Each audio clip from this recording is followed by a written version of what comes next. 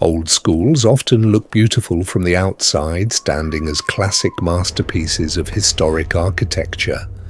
Yet their interiors, especially after the sun goes down, harbour a completely different, unnerving atmosphere.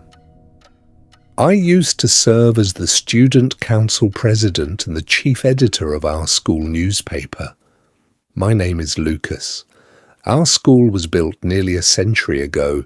Its weathered brick walls and creaking wooden floors felt as though they were guarding ancient, dark secrets. It was a warm, breezy autumn afternoon. Despite it being the end of September, the lingering summer heat still hung heavily in the air.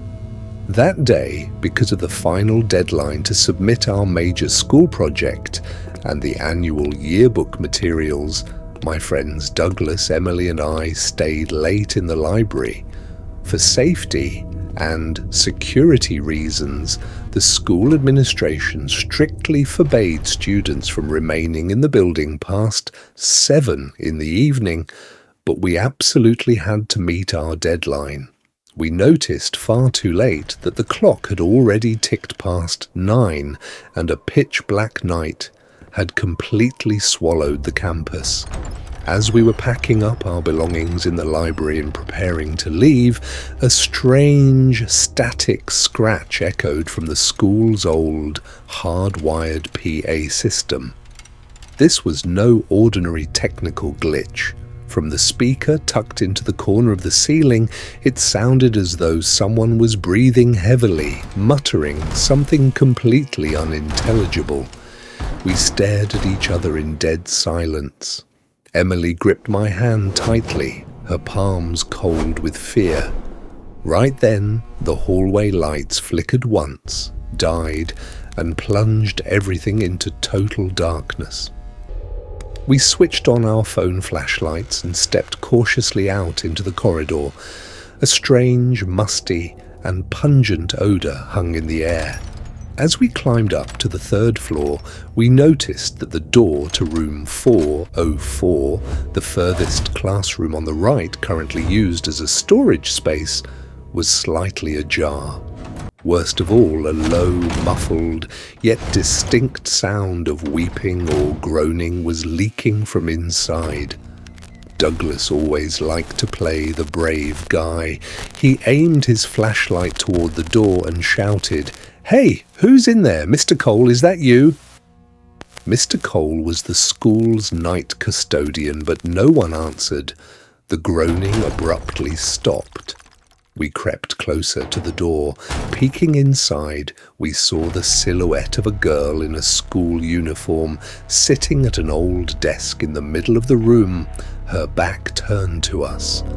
Her hair was completely disheveled and her shoulders were trembling violently. "Are you okay?" Emily asked, her voice shaking. The girl slowly began to turn around toward us. Her movements were not like those of a normal human being. She rotated with the unnatural, jerking motions of a broken doll. When she finally turned her face to us, the blood froze in our veins. She had no eyes, only pitch black, hollow sockets, and a dark, thick fluid was oozing down from those empty cavities. She opened her mouth impossibly wide and let out a hollow, piercing shriek that sounded completely inhuman. We turned and ran for our lives. But as we sprinted down the corridor, the classroom doors began to slam shut on their own, one after another, with deafening thuds. It felt as though the school itself had become a living organism, desperately trying to trap and swallow us whole. Racing down the stairs, Douglas lost his footing, slipped, and tumbled backward. Our phones flew from our hands, hitting the floor and shutting off. In the sudden, blinding darkness, we could hear the entity descending the stairs from above, making a horrific, bone-cracking sound as it closed the distance. Emily and I desperately hauled Douglas back to his feet and ran toward the main exit on the ground floor. The doors were heavily chained and padlocked from the outside. There was no turning back, and the security office was at the far end of the hallway. Taking a massive gamble, we ducked inside the security room and locked the heavy door from within. We immediately looked at the CCTV monitors. On one of the screens, we saw the entity stop right in front of our door, staring directly into the camera lens. It knew exactly where we were. At that exact moment, my eyes caught a security radio and a laminated school emergency protocol handbook lying on the desk. Written in bold red letters, the manual stated, "If you are trapped in the school at night and hear sounds coming from room 404, never attempt to outrun it. It feeds entirely on visual fear and frantic motion. Your only defense is to remain calm and trigger the school's fire alarm system.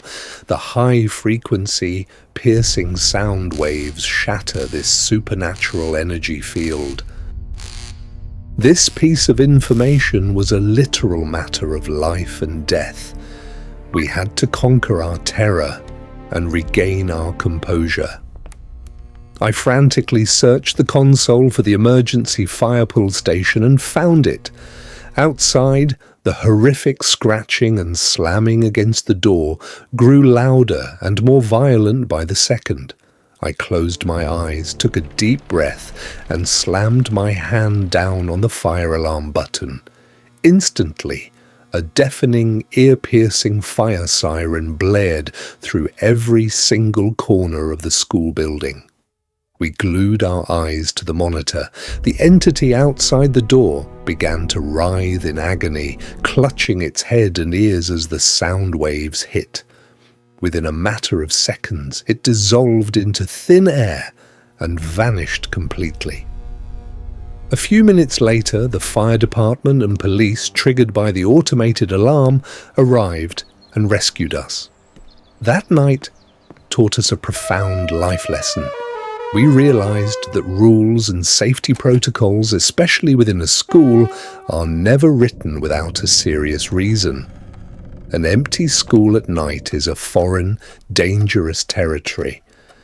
Since that night, my friends and I have never stayed past hours, no matter how critical the deadline.